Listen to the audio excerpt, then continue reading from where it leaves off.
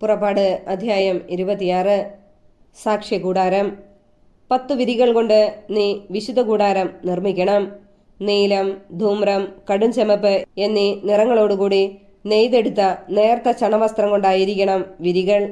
കെരൂബുകളെ കൊണ്ട് വിദഗ്ധമായി അലങ്കരിച്ചതുമായിരിക്കണം. ഒരു വിരിയുടെ നീളം 28 മുഴവും വീതി 4 മുഴവുമായിരിക്കണം.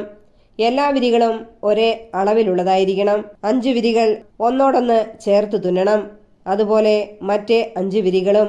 ആദ്യഗണം വിരികളിൽ ഒടുവിലത്തേതിൻ്റെ വക്കിൽ നീല നൂൽ കൊണ്ട് വളയങ്ങൾ തുന്നിച്ചേർക്കണം. അപ്രകാരം തന്നെ രണ്ടാം ഗണം വിരികളിൽ അവസാനത്തേതിൻ്റെ വക്കിലും. ആദ്യത്തെ വിരിയിൽ 50 വളയങ്ങൾ ഉണ്ടാക്കണം. രണ്ടാം ഗണം വിരികളിൽ അവസാനത്തേതിൻ്റെ വക്കിലും 50 വളയങ്ങൾ ഉണ്ടാക്കണം. വളയങ്ങൾ ഒന്നിനു നേരെ ഒന്ന് വരത്തക്ക വിധത്തിലായിരിക്കണം. സ്വർണം കൊണ്ട് 50 കൊളുത്തുകൾ ഉണ്ടാക്കണം. ഇരുഗണം വിരികളും കൊളുത്തുകൊണ്ട് യോജിപ്പിക്കുമ്പോൾ അത് ഒരു കൂടാരമാകും.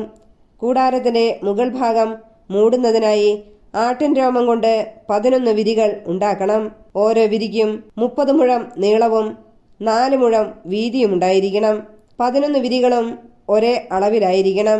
5 വിരികൾ യോജിപ്പിച്ച് ഒരു ഗണവും 6 വിരികൾ യോജിപ്പിച്ച് വേറൊരു ഗണവും ഉണ്ടാക്കുക. 6-ാമത്തെ വിരി കൂടാരത്തിന്റെ മുൻഭാഗത്ത് മടക്കിയിടുക. 1-ാമത്തെ ഗണം വിരികളിൽ അവസാനത്തേതിൻ്റെ വക്കിൽ 50 വളയങ്ങളും രണ്ടാം ഗണം വിരികളിൽ അവസാനത്തേതിൻ്റെ വക്കിൽ 50 വളയങ്ങളും തുന്നിച്ചേർക്കുക. ഓടുകൊണ്ടുള്ള 50 കൊളുത്തുകൾ ഉണ്ടാക്കി അവ വളയങ്ങളിലൂടെ ഇട്ട് കൂടാരം ഒന്നായി യോജിപ്പിക്കുക. അവശേഷിക്കുന്ന ഒരു പകുതി വിരി കൂടാരത്തിന്റെ പിന്നിൽ തൂക്കിയിടണം. മേൽവിരിയുടെ നീളത്തിൽ ഓരോ വശത്തും അവശേഷിക്കുന്ന ഓരോ മുഴം ഇരുവശങ്ങളും മറയ്ക്കാനായി തൂക്കിയിടണം. ഊറക്കിട്ട മുട്ടാടിൻ തോലുകൊണ്ട് കൂടാരത്തിന് മൂടിയുണ്ടാക്കണം. മൃദുലമായ തോലുകൊണ്ട് വേറൊരു ആവരണവും ഉണ്ടാക്കണം. കരുവേല മരത്തിന്റെ പലകകൾ കൊണ്ട് കൂടാരത്തിന് നിവർന്നു നിൽക്കുന്ന ചട്ടങ്ങൾ ഉണ്ടാക്കണം. ഓരോ പലകയുടെയും നീളം 10 മുഴവും വീതി 1.5 മുഴവും ആയിരിക്കണം. പലകകളെ തമ്മിൽ ചേർക്കുന്നതിന് ഓരോ പലകയിലും 2 കുടുമകൾ വീതം വേണം. എല്ലാ പലകകളും ഇങ്ങനെ തന്നെ ഉണ്ടാക്കണം. കൂടാരത്തിന് ചട്ടപ്പലകകൾ ഉണ്ടാക്കണം. തെക്കുവശത്ത് 20 പലകകൾ. 20 പലകകളുടെ അടിയിലായി വെള്ളി കൊണ്ട് 40 പാദകുടങ്ങൾ ഉണ്ടാക്കണം. ഓരോ പലകയുടെയും അടിയിലുള്ള 2 കുടുമകൾക്ക് 2 പാദകുടങ്ങൾ വീതം. കൂടാരത്തിന്റെ രണ്ടാം വശമായ വടക്ക് വശത്തേക്കായി 20 പലകകൾ നിർമ്മിക്കണം. ഓരോ പലകയ്ക്കുമിടയിൽ 2 വീതം വെള്ളി കൊണ്ട് 40 പാദകുടങ്ങൾ ഉണ്ടായിരിക്കണം. കൂടാരത്തിന്റെ പിൻഭാഗമായ പടിഞ്ഞാറ് വശത്തേക്കായി 6 പലകകൾ നിർമ്മിക്കണം. കൂടാരത്തിന്റെ പിൻഭാഗത്തെ 2 മൂലകൾക്കായി 2 പലകകൾ ഉണ്ടാക്കണം. അവയുടെ ചുവടുകൾ അകന്നു നിൽക്കണം. മുകളിൽ അവ ഒരു വളയം കൊണ്ട് യോജിപ്പിക്കണം. 2 പലകകൾക്കും ഇപ്രകാരം തന്നെ. അവ 2 മൂലപ്പലകകളായിരിക്കും. അങ്ങനെ 8 പലകകളും ഓരോ പലകയുടെയും അടിയിൽ 2 വീതം വെള്ളി കൊണ്ടുള്ള 16 പാദകുടങ്ങളും ഉണ്ടായിരിക്കണം. കരുവേല മരം കൊണ്ട് അഴികൾ ഉണ്ടാക്കണം. കൂടാരത്തിന്റെ ആദ്യവശത്തെ പലകകൾക്ക് 5 അഴികൾ വേണം. കൂടാരത്തിന്റെ രണ്ടാമത്തെ വശത്തുള്ള പലകകൾക്ക് 5 അഴികളും പിൻഭാഗമായ പടിഞ്ഞാറ് വശത്തുള്ള പലകകൾക്ക് 5 അഴികളും ഉണ്ടാക്കണം. നടുവിലെ അഴിപ്പലകകളുടെ മധ്യത്തിലൂടെ ഒരറ്റം മുതൽ മറ്റേ അറ്റം വരെ എത്തണം. പലകകൾ സ്വർണം കൊണ്ട് പൊതിയണം. അഴികൾ കടത്തുന്നതിന് അവയിൽ സ്വർണം കൊണ്ട് വളയങ്ങൾ നിർമ്മിക്കണം. അഴികളും സ്വർണം കൊണ്ട് പൊതിയണം. മലയിൽ വച്ച് കാണിച്ചു തന്ന മാതൃക അനുസരിച്ചാണ് കൂടാരം പണിയേണ്ടത്. പിരിച്ച നൂൽ കൊണ്ട് നെയ്തതും നീലം, ധൂമ്രം, കടുംചുമപ്പ് എന്നീ നിറങ്ങളുള്ളതുമായ നേർത്ത ചണത്തുണി കൊണ്ട് ഒരു തിരശീല ഉണ്ടാക്കണം. അതിൽ കെരൂബുകളെ തുന്നിച്ചേർക്കണം. കരുവേല മരം കൊണ്ട് പണിത് സ്വർണം കൊണ്ട് പൊതിഞ്ഞ 4 തൂണുകളിൽ അത് തൂക്കിയിടണം. തൂണുകളുടെ കൊളുത്തുകൾ സ്വർണം കൊണ്ടും പാദകുടങ്ങൾ വെള്ളി കൊണ്ടും നിർമ്മിക്കണം. തിരശീല കൊളുത്തുകളിൽ തൂക്കിയിട്ടതിനു ശേഷം സാക്ഷ്യപേടകം അതിനുള്ളിലേക്ക് കൊണ്ടുവരണം. ഈ തിരശീല വിശുദ്ധ സ്ഥലത്ത് നിന്ന് ശ്രീകോവിലിനെ വേർതിരിക്കും. ശ്രീകോവിലിൽ സാക്ഷ്യപേടകത്തിന് മുകളിൽ കൃപാസനം സ്ഥാപിക്കണം. തിരശീലയ്ക്ക് വെളിയിൽ മേശയും മേശയ്ക്കെതിരെ കൂടാരത്തിന്റെ തെക്കുവശത്ത് വിളക്കുകാലും സ്ഥാപിക്കണം. മേശ കൂടാരത്തിന്റെ വടക്കുവശത്തായിരിക്കണം. നേർമയിൽ നെയ്തതും നീലം, ധൂമ്രം, കടും ചുമപ്പ് എന്നീ നിറങ്ങളുള്ളതും ചിത്രത്തുന്നലാൽ അലങ്കൃതവുമായ ചണവസ്ത്രം കൊണ്ട് കൂടാരവാതിലിന് ഒരു യവനിക ഉണ്ടാക്കണം. ഈ യവനിക തൂക്കിയിടുന്നതിന് കരിവേല മരം കൊണ്ട് 5 തൂണുകൾ ഉണ്ടാക്കണം. അവ സ്വർണത്തിൽ പൊതിയണം. അവയ്ക്ക് സ്വർണ കൊളുത്തുകളും ഓടുകൊണ്ടുള്ള 5 പാദകുടങ്ങളും ഉണ്ടായിരിക്കണം. പുറപ്പാട് അധ്യായം 27. ബലിപീഠം. കരുവേല മരം കൊണ്ട് ഒരു ബലിപീഠം പണിയണം. അത് സമചതുരമായിരിക്കണം. നീളവും വീതിയും 5 മുഴം, ഉയരം 3 മുഴം. ബലിപീഠത്തിന്റെ 4 മൂലകളിലും അതോട് ഒന്നായി ചേർന്ന് നിൽക്കുന്ന 4 കൊമ്പുകൾ നിർമ്മിച്ച് ഓടുകൊണ്ട് പൊതിയണം. ചാരപാത്രങ്ങൾ, കോരികകൾ, താലങ്ങൾ, മുൾക്കരണ്ടികൾ, അഗ്നികലശങ്ങൾ എന്നിങ്ങനെ ബലിപീഠത്തിങ്കൽ ആവശ്യമുള്ള ഉപകരണങ്ങളെല്ലാം ഓടുകൊണ്ട് നിർമ്മിക്കണം. ബലിപീഠത്തിന് വേണ്ടി ഓടുകൊണ്ടുള്ള അഴികൾ ഉപയോഗിച്ച് വലയുടെ രൂപത്തിൽ ഒരു ചട്ടക്കൂട് ഉണ്ടാക്കണം. അതിന്റെ 4 മൂലയിലും ഓരോ ഓട്ടുവളയം ഘടിപ്പിക്കണം. ചട്ടക്കൂട് ബലിപീഠത്തിന്റെ മുകളിലത്തെ അരികുപാളിക്ക് കീഴിൽ ഉറപ്പിക്കണം. അത് ബലിപീഠത്തിന്റെ മധ്യഭാഗം വരെ ഇറങ്ങി നിൽക്കണം. കരുവേല മരം കൊണ്ട് ബലിപീഠത്തിന് തണ്ടുകൾ നിർമ്മിച്ച് ഓടുകൊണ്ട് പൊതിയണം. ബലിപീഠം വഹിച്ചു കൊണ്ടുപോകാനായി അതിന്റെ ഇരുവശങ്ങളിലും വളയങ്ങൾ ഘടിപ്പിച്ച് അവയിലൂടെ തണ്ടുകൾ ഇടണം.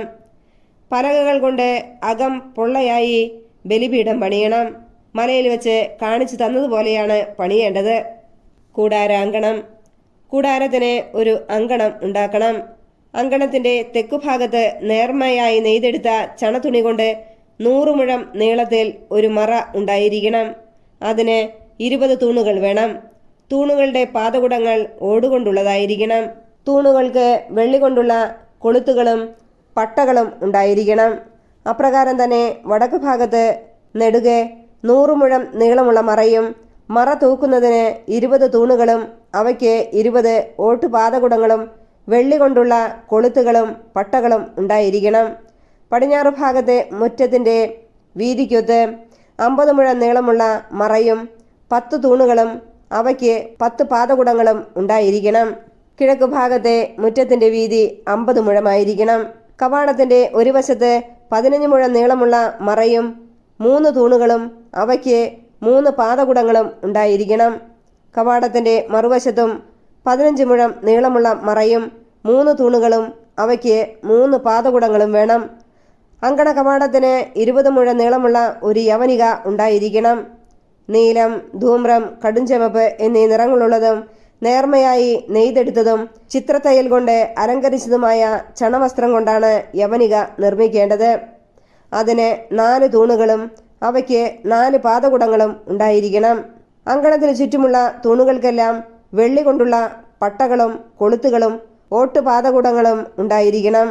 അങ്കണത്തിന്റെ നീളം 100 മുഴവും വീതി 50 മുഴവും ആയിരിക്കണം. അതിനു ചുറ്റും 5 മുഴം ഉയരത്തിൽ നേർമയായി നെയ്തെടുത്ത ചണത്തുണി കൊണ്ടുള്ള മറയും തൂണുകൾക്ക് ഓടുകൊണ്ടുള്ള പാദകുടങ്ങളും ഉണ്ടായിരിക്കണം. കൂടാരത്തിലെ ഉപയോഗത്തിനുള്ള എല്ലാ ഉപകരണങ്ങളും കൂടാരത്തിന്റെയും അങ്കണത്തിന്റെയും മറകൾക്ക് വേണ്ട കുറ്റികളും ഓടുകൊണ്ട് നിർമ്മിച്ചവയായിരിക്കണം. വിളക്ക് എപ്പോഴും കത്തി നിൽക്കുന്നതിന് ആട്ടിയെടുത്ത ശുദ്ധമായ ഒലിവെണ്ണ കൊണ്ടുവരാൻ ഇസ്രായേൽക്കാരോട് പറയണം. സമാഗമ കൂടാരത്തിനുള്ളിൽ സാക്ഷ്യപേടകത്തിന്റെ മുമ്പിലുള്ള തിരശ്ശീലയ്ക്ക് വെളിയിൽ വിളക്ക് സന്ധ്യ മുതൽ പ്രഭാതം വരെ കർത്താവിന്റെ മുമ്പിൽ കത്തി നിൽക്കാൻ അഹറോനും അവന്റെ പുത്രന്മാരും ശ്രദ്ധിക്കട്ടെ. ഇസ്രായേൽക്കാർ തലമുറ തോറും അനുഷ്ഠിക്കേണ്ട ശാശ്വത നിയമമാണിത്. പുറപ്പാട് അധ്യായം 28. പുരോഹിത വസ്ത്രങ്ങൾ. പുരോഹിതന്മാരായി എനിക്ക് ശുശ്രൂഷ ചെയ്യാൻ വേണ്ടി നിന്റെ സഹോദരനായ അഹറോനെയും അവന്റെ പുത്രന്മാരായ നാദാബ്, അബീഹു, എലയാസർ, ഇത്താമർ എന്നിവരെയും ഇസ്രായേൽക്കാരുടെ ഇടയിൽ നിന്ന് നിന്റെ അടുക്കലേക്ക് വിളിക്കുക.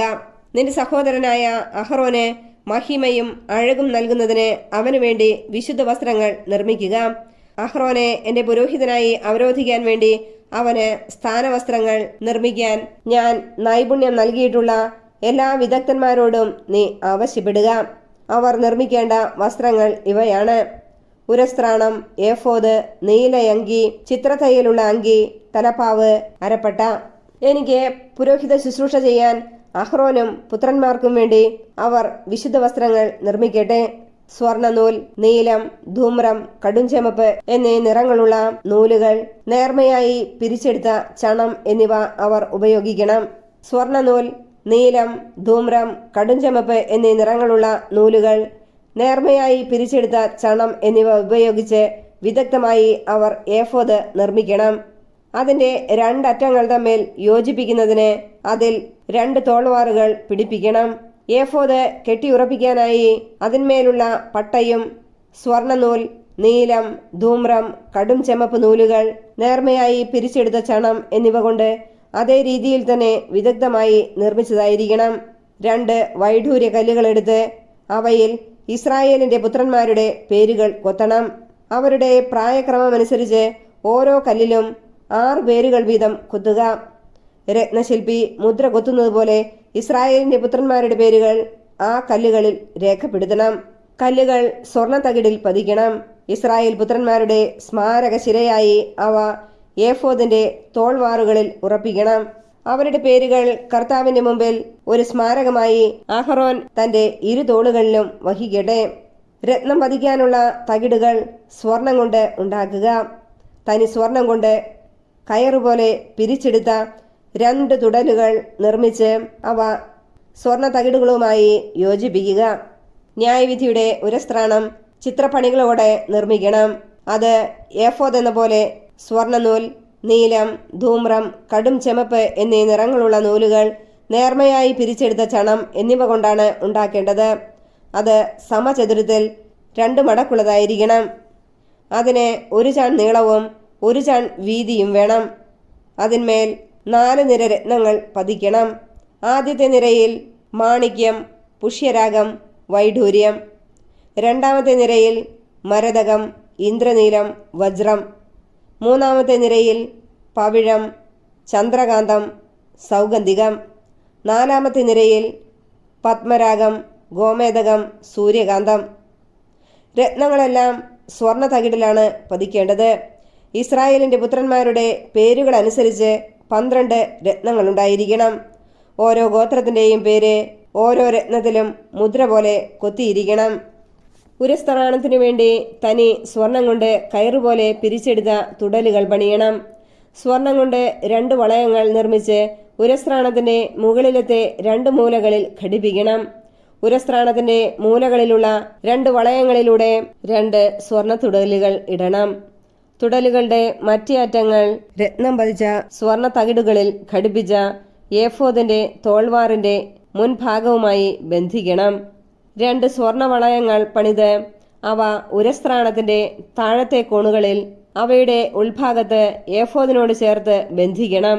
2 സ്വർണ്ണ വളയങ്ങൾ കൂടി നിർമ്മിച്ച് അവ ഏഫോദിന്റെ തോൾവാറുകളുടെ താഴത്തെ അറ്റങ്ങൾക്ക് മുൻഭാഗത്ത് അവയുടെ തുന്നലിനോട് അടുത്ത് ഏഫോദിന്റെ അലങ്കൃതമായ അരപ്പട്ടയ്ക്ക് മുകളിലായി ബന്ധിക്കണം.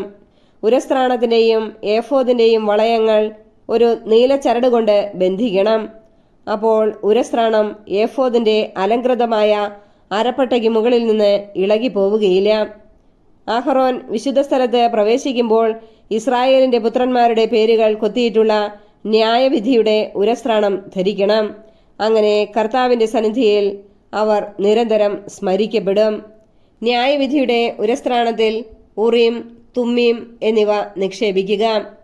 അഹറോൻ കർത്താവിന്റെ മുമ്പിൽ പ്രവേശിക്കുമ്പോൾ അവ അവന്റെ മാറിലുണ്ടായിരിക്കണം. അങ്ങനെ അഹറോൻ തന്റെ മാറിൽ ഇസ്രായേലിന്റെ ന്യായവിധി കർത്താവിന്റെ സന്നിധിയിൽ നിരന്തരം വഹിക്കട്ടെ. ഏഫോദിന്റെ നീലയങ്കി നീല നിറമായിരിക്കണം. തല കടത്താൻ അതിന് നടുവിൽ ദ്വാരമുണ്ടായിരിക്കണം. ധരിക്കുമ്പോൾ കീറിപ്പോകാതിരിക്കാൻ ഉടുപ്പുകൾക്ക് ചെയ്യാറുള്ളതുപോലെ നെയ്തെടുത്ത ഒരു നാട ദ്വാരത്തിനു ചുറ്റും തുന്നിച്ചേർക്കണം. നീലയങ്കിയുടെ വിളമ്പിനു ചുറ്റും നീലം, ധൂമ്രം, കടുംചുമപ്പ് എന്നീ നിറങ്ങളിൽ മാതള നാരങ്ങകളും തുന്നിച്ചേർക്കണം. അവയ്ക്കിടയിൽ സ്വർണമണികൾ ബന്ധിക്കണം. ഒന്നിടവിട്ടായിരിക്കണം സ്വർണമണികളും മാതള നാരങ്ങകളും തുന്നിച്ചേർക്കേണ്ടത്. അഹറോൻ പുരോഹിത ശുശ്രൂഷ ചെയ്യുമ്പോൾ ഇത് ധരിക്കണം. അവൻ വിശുദ്ധ സ്ഥലത്ത് കർത്താവിന്റെ സന്നിധിയിൽ പ്രവേശിക്കുമ്പോഴും അവിടെ നിന്ന് പുറത്തു വരുമ്പോഴും അതിൻ്റെ ശബ്ദം കേൾക്കട്ടെ. ഇല്ലെങ്കിൽ അവൻ മരിക്കും. തനി സ്വർണം കൊണ്ട് ഒരു തകിടുണ്ടാക്കി അതിന്മേൽ ഒരു മുദ്ര എന്ന പോലെ കർത്താവിന് സമർപ്പിതൻ എന്ന് കുത്തിവയ്ക്കുക. ഒരു നീല ചരടുകൊണ്ട് അത് തലപ്പാവിന്റെ മുൻവശത്ത് ബന്ധിക്കണം.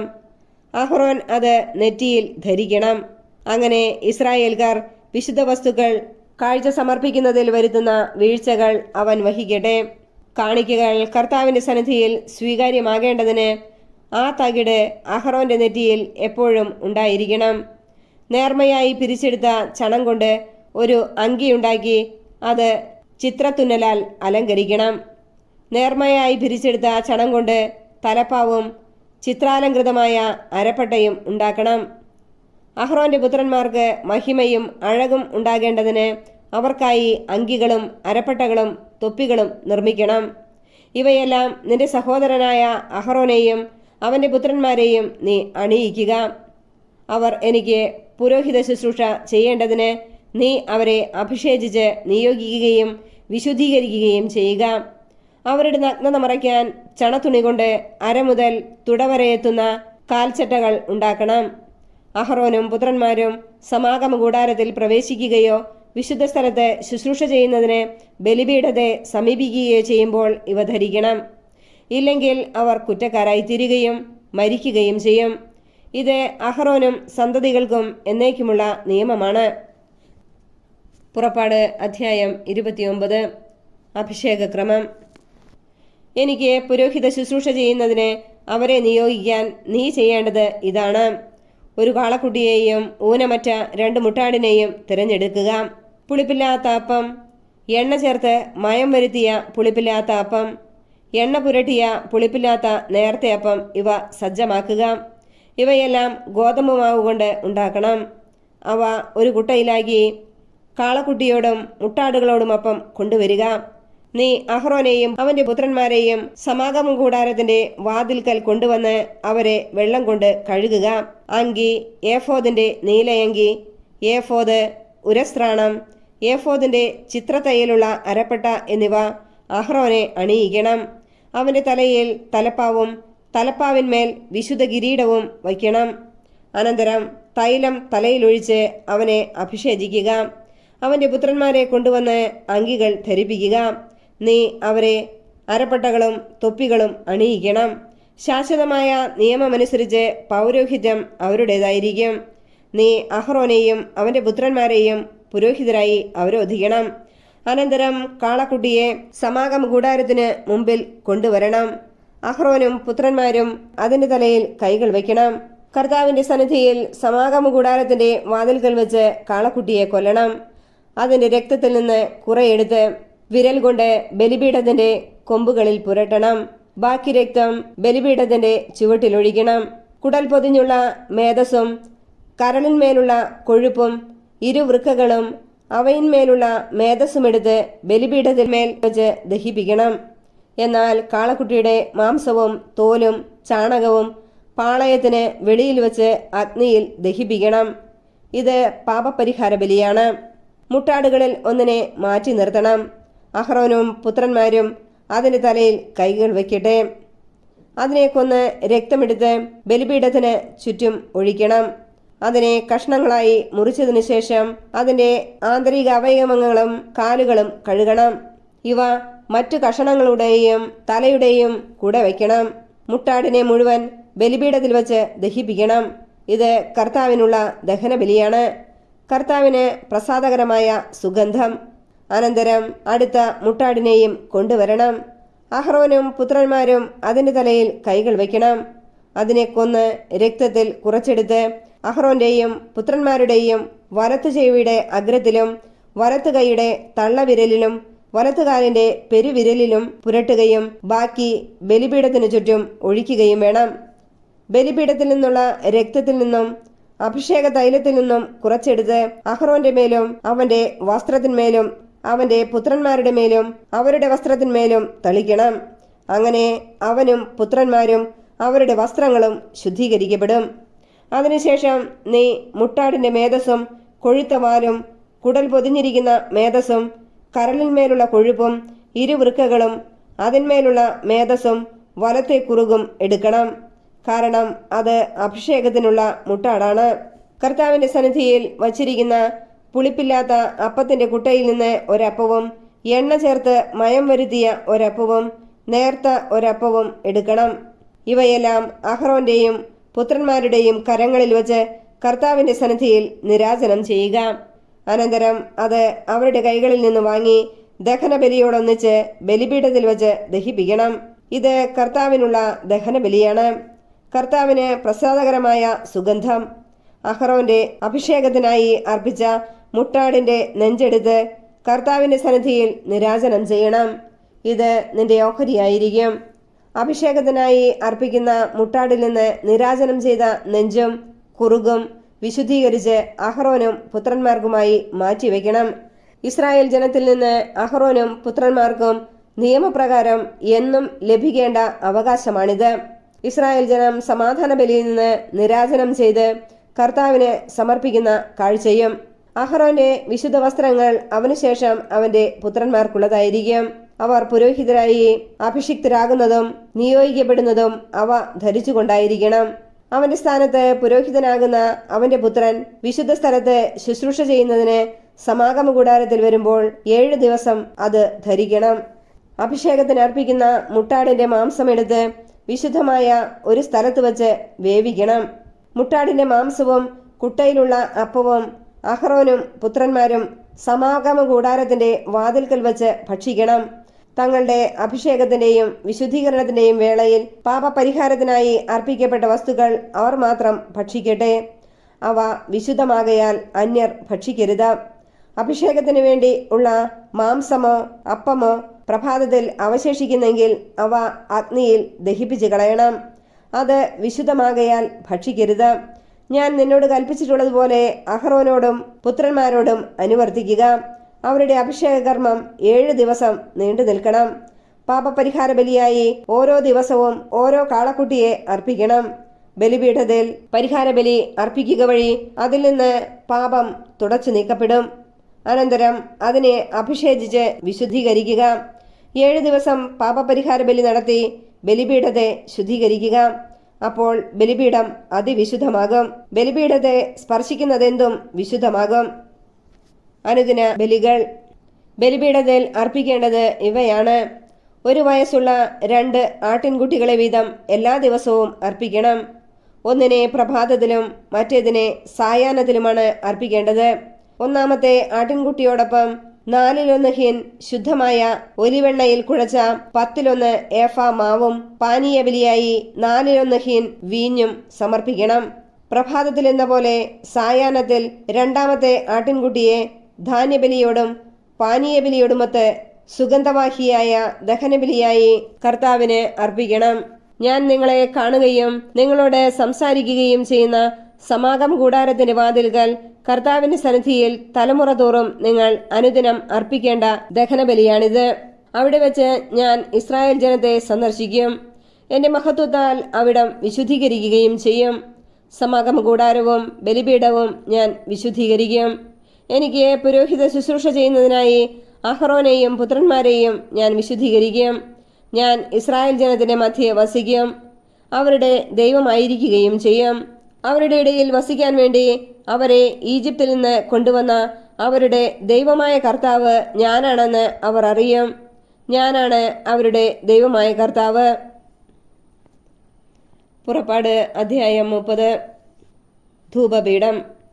ധൂപാർപ്പണത്തിനായി കരുവേല മരം കൊണ്ട് ഒരു ബലിപീഠം പണിയണം. അത് സമചതുരമായിരിക്കണം. നീളവും വീതിയും 1 മുഴം, ഉയരം 2 മുഴം. കൊമ്പുകൾ അതിനോട് ഒന്നായി ചേർന്നിരിക്കണം. മുകൾ ഭാഗവും വശങ്ങളും കൊമ്പുകളും തങ്കം കൊണ്ട് പൊതിയണം. മുകൾ വശത്ത് ചുറ്റിലും സ്വർണം കൊണ്ടുള്ള അരികുപാളി പിടിപ്പിക്കണം. അതിനു കീഴെ 2 മൂലകളിലും ഓരോ സ്വർണവളയം പിടിപ്പിക്കണം. മറുവശത്തും ഇപ്രകാരം ചെയ്യണം. അവ ബലിപീഠത്തെ വഹിക്കാനുള്ള തണ്ടുകൾ ഇടുന്നതിനാണ്. തണ്ടുകൾ കരുവേല മരം കൊണ്ട് ഉണ്ടാക്കി സ്വർണം കൊണ്ട് പൊതിയണം. ഞാൻ നിന്നെ സന്ദർശിക്കുന്ന സ്ഥലമായ സാക്ഷ്യപേടകത്തിന് മുകളിലുള്ള കൃപാസനത്തിന്റെയും സാക്ഷ്യപേടകത്തെ മറയ്ക്കുന്ന തിരശീലയുടെയും മുമ്പിൽ അത് സ്ഥാപിക്കണം. ഓരോ പ്രഭാതത്തിലും വിളക്കുകൾ ഒരുക്കുമ്പോൾ അഹ്റോൻ പീഠത്തിന്മേൽ പരിമളദ്രവ്യങ്ങൾ പുകയ്ക്കണം. സായാഹ്നത്തിൽ ദീപം കൊളുത്തുമ്പോഴും അവൻ അതിന്മേൽ പരിമളദ്രവ്യങ്ങൾ പുകയ്ക്കട്ടെ. തലമുറ തോറും എന്നേക്കും കർത്താവിൻ്റെ മുമ്പിൽ ഈ ധൂപാർപ്പണം നടക്കണം.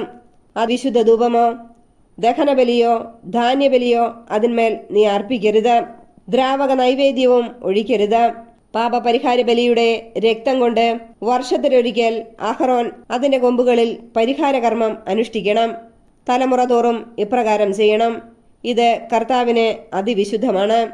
കർത്താവ് മോശയോട് അരുളി ചെയ്തു, ഇസ്രായേലിൽ ജനസംഖ്യ കണക്കെടുക്കുമ്പോൾ തങ്ങളുടെ ഇടയിൽ മഹാമാരി ഉണ്ടാകാതിരിക്കാൻ ഓരോരുത്തരും തങ്ങളുടെ ജീവന് വേണ്ടി കർത്താവിന് മോചനദ്രവ്യം കൊടുക്കണം. ജനസംഖ്യാ കണക്കിൽ ഉൾപ്പെടുന്ന ഓരോ വ്യക്തിയും വിശുദ്ധ മന്ദിരത്തിൽ നിലവിലുള്ള കണക്കനുസരിച്ച് 1/2 ഷെക്കൽ വീതം കർത്താവിന് കാണിക്കയായി കൊടുക്കണം. 1 ഷെക്കൽ 20 ഗേറ. ജനസംഖ്യാ കണക്കിൽ ഉൾപ്പെടുന്ന 20 വയസ്സും അതിനുമേലും പ്രായമുള്ള ഓരോ വ്യക്തിയും ഈ കാണിക്ക കർത്താവിന് നൽകണം. പാപപരിഹാരത്തിനായി കർത്താവിന് ഈ കാണിക്ക നൽകുമ്പോൾ 1/2 ഷെക്കൽ മാത്രമേ നൽകാവൂ. ധനികൻ കൂടുതലോ ദരിദ്രൻ കുറവോ കൊടുക്കാൻ പാടില്ല. ഇസ്രായേൽ ജനത്തിൽ നിന്ന് പാപപരിഹാരത്തുക സ്വീകരിച്ച് സമാഗമ കൂടാരത്തിലെ ശുശ്രൂഷയ്ക്ക് ഉപയോഗിക്കണം. അങ്ങനെ നിങ്ങൾക്ക് പാപപരിഹാരത്തിന് ഉതകും വിധം അത് ഇസ്രായേൽ ജനത്തെ കർത്താവിന്റെ സ്മരണയിൽ കൊണ്ടുവരും. കർത്താവ് മോശയോട് അരുളി ചെയ്തു, ഓടുകൊണ്ട് ഒരു ക്ഷാളനപാത്രം നിർമ്മിക്കണം. അതിന്റെ പീഠവും ഓടുകൊണ്ടുള്ളതായിരിക്കണം. അത് സമാഗമ കൂടാരത്തിനും ബലിപീഠത്തിനും ഇടയ്ക്ക് വയ്ക്കണം. അതിൽ വെള്ളമൊഴിക്കണം. അഹ്റോനും പുത്രന്മാർക്കും കൈകാലുകൾ കഴുകുന്നതിനു വേണ്ടിയാണ് അത്. അവർ സമാഗമ കൂടാരത്തിൽ പ്രവേശിക്കുകയോ ശുശ്രൂഷയ്ക്കായി ബലിപീഠത്തെ സമീപിച്ച് കർത്താവിന് ദഹനബലി അർപ്പിക്കുകയോ ചെയ്യുമ്പോൾ കൈകാലുകൾ കഴുകണം. അല്ലെങ്കിൽ അവർ മരിക്കും. മരിക്കാതിരിക്കുന്നതിന് അവർ കൈകാലുകൾ കഴുകണം. ഇത് അവർക്ക് എന്നേക്കുമുള്ള ഒരു കൽപ്പനയാണ്. അവനും അവന്റെ സന്തതികൾക്കും തലമുറ തോറുമുള്ള കൽപ്പന. അഭിഷേക തൈലം. കർത്താവ് മോശയോട് അരുളി ചെയ്തു, മികച്ച സുഗന്ധദ്രവ്യങ്ങൾ എടുക്കുക. വിശുദ്ധ മന്ദിരത്തിൽ നിലവിലിരിക്കുന്ന ഷെക്കലിന്റെ കണക്കനുസരിച്ച് 500 ഷെക്കൽ ശുദ്ധമായ മീറയും 250 ഷെക്കൽ സുഗന്ധമുള്ള കറുവാപ്പട്ടയും 250 ഷെക്കൽ സുഗന്ധ സസ്യവും 500 ഷെക്കൽ അമരിപ്പട്ടയും 1 ഹിൻ ഒലിവെണ്ണയും എടുക്കുക. സുഗന്ധ തൈലങ്ങൾ നിർമ്മിക്കുന്ന വിദഗ്ധനെ പോലെ ഇവയെല്ലാം കൂട്ടിക്കലർത്തി ഒരു വിശുദ്ധ തൈലം ഉണ്ടാക്കണം. അത് വിശുദ്ധമായ അഭിഷേക തൈലമായിരിക്കും. സമാഗമ കൂടാരവും സാക്ഷ്യപേടകവും അതുകൊണ്ട് അഭിഷേകം ചെയ്യണം. മേശയും വിളക്കുകാലും അവയുടെ ഉപകരണങ്ങളും ധൂപപീഠവും ദഹനബലിപീഠവും ഉപകരണങ്ങളും ക്ഷാളനപാത്രവും അതിന്റെ പീഠവും നീ അഭിഷേചിക്കണം. ഏറ്റവും പരിശുദ്ധമാകേണ്ടതിന് അവയെ നീ വിശുദ്ധീകരിക്കണം. അവയെ സ്പർശിക്കുന്നതെല്ലാം വിശുദ്ധമാകും. പുരോഹിതരായി എനിക്ക് ശുശ്രൂഷ ചെയ്യാൻ വേണ്ടി അഹറോനെയും പുത്രന്മാരെയും അഭിഷേകം ചെയ്യുകയും വേർതിരിച്ച് നിർത്തുകയും ചെയ്യുക. നീ ഇസ്രായേൽക്കാരോട് പറയണം, ഇത് തലമുറ തോറും എനിക്കായുള്ള അഭിഷേക തൈലമായിരിക്കും. ഇത് സാധാരണക്കാരുടെ മേൽ ഒഴിക്കരുത്. കൂട്ടുവസ്തുക്കൾ ഈ കണക്കിൽ ചേർത്ത് മറ്റൊരു തൈലം ഉണ്ടാക്കുകയുമരുത്. ഇത് വിശുദ്ധമാണ്. നീ ഇതിനെ വിശുദ്ധമായി കരുതണം. ആരെങ്കിലും ഇതുപോലൊരു ചേരുവ ഉണ്ടാക്കുകയോ സാധാരണക്കാരന്റെ മേൽ ഒഴിക്കുകയോ ചെയ്താൽ അവൻ തന്റെ ജനത്തിൽ നിന്ന് വിച്ഛേദിക്കപ്പെടണം. കർത്താവ് മോശയോട് അരുളി ചെയ്തു, ദേവദാരു തൈലം, നറുംപശ, ഗുൽഗുലു, കുന്തുരുക്കം എന്നീ സുഗന്ധദ്രവ്യങ്ങൾ സമമായി എടുക്കുക.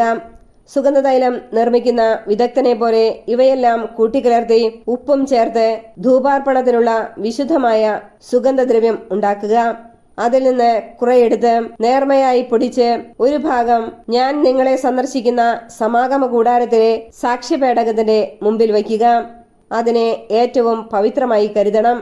നിങ്ങൾക്ക് വേണ്ടി ഈ ചേരുവ കണക്കനുസരിച്ച് സുഗന്ധദ്രവ്യം ഉണ്ടാക്കരുത്. കർത്താവിന് വിശുദ്ധമായ ഒന്നായി ഇതിനെ കരുതണം. പരിമളത്തിന് വേണ്ടി ആരെങ്കിലും അതുണ്ടാക്കിയാൽ അവൻ തന്റെ ജനത്തിൽ നിന്ന് വിച്ഛേദിക്കപ്പെടണം.